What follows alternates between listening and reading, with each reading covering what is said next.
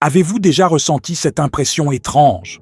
Celle de travailler dur tout le mois, payer toutes vos factures à temps, faire des efforts constants, et pourtant, en consultant votre compte bancaire, murmurez presque malgré vous « Où est passé mon argent ?»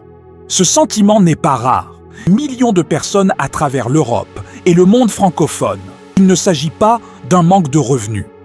Il s'agit d'un mécanisme invisible, un drain silencieux, un système discret qui aspire votre argent, goutte après goutte, jusqu'au jour où vous réalisez que quelque chose ne tourne pas rond. La plupart des gens ne découvrent ce drain qu'une fois déjà fatigués, stressés, parfois endettés, sans comprendre comment ils en sont arrivés là. Aujourd'hui, nous allons lever le voile.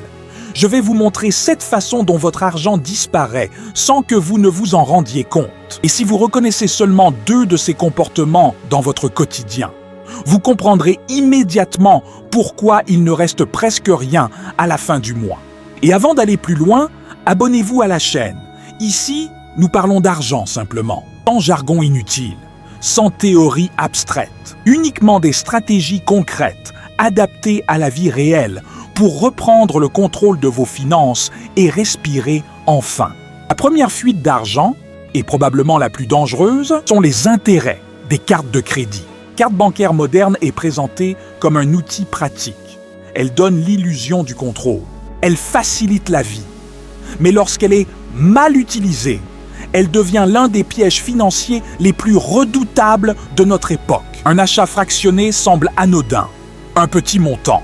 Un paiement reporté, puis un autre, un troisième. Et quelques mois plus tard, vous réalisez que vous avez payé presque 2 fois le prix initial.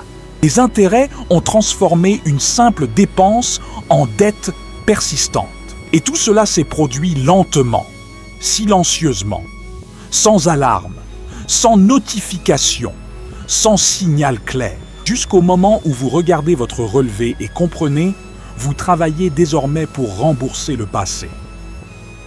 Deuxième fuite concerne quelque chose de presque invisible, les frais bancaires inutiles, frais de tenue de compte, frais de carte, frais de transfert, frais administratifs.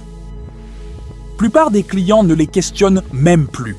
Ils apparaissent, ils sont prélevés et ils disparaissent de votre compte comme s'ils faisaient partie du paysage. Pourtant, aujourd'hui, des alternatives existent, banque en ligne, compte sans frais, services plus transparents. Payer des frais bancaires inutiles, c'est comme payer un abonnement pour une salle de sport où vous ne mettez jamais les pieds.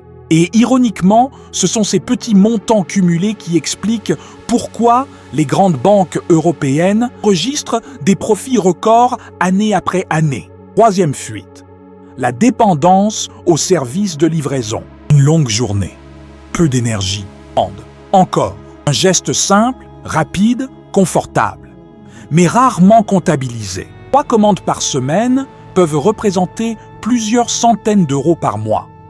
Entre les frais de service, les frais de livraison, les prix gonflés et les pourboires, un simple confort devient une dépense massive.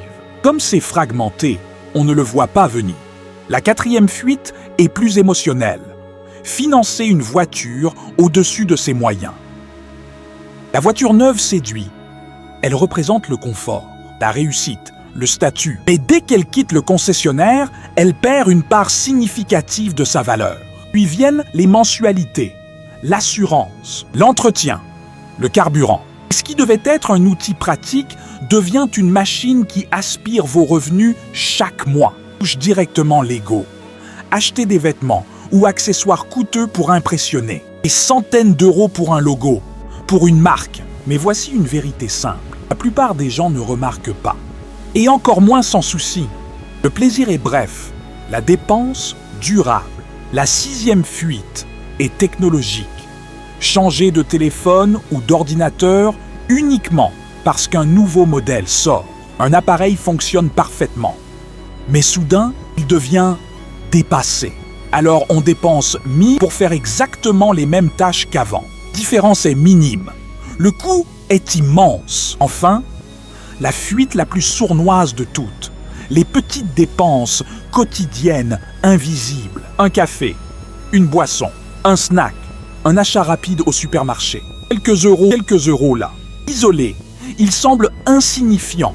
Additionnés sur un mois, ils représentent parfois une somme capable de financer un voyage, une épargne ou un investissement. Et quand vous consultez votre compte, vous ne comprenez pas où tout est passé. La réalité est simple. Personne ne perd son argent d'un seul coup.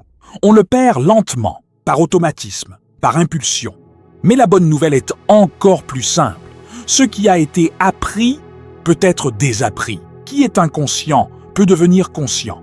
Ce qui fuit peut être réparé. Observez ses dépenses, identifier les fuites, payer l'inutile, rediriger l'argent vers ce qui construit réellement de la sécurité et de la tranquillité d'esprit. Car au fond, l'argent n'est pas une question de richesse, une question de paix intérieure. Si cette vidéo vous a aidé à voir plus clair, abonnez-vous à la chaîne, laissez un like, partagez-la avec quelqu'un qui dit souvent « Je ne comprends pas pourquoi je n'y arrive pas financièrement ». Avec conscience et décision, le changement commence aujourd'hui. À très bientôt pour la prochaine analyse.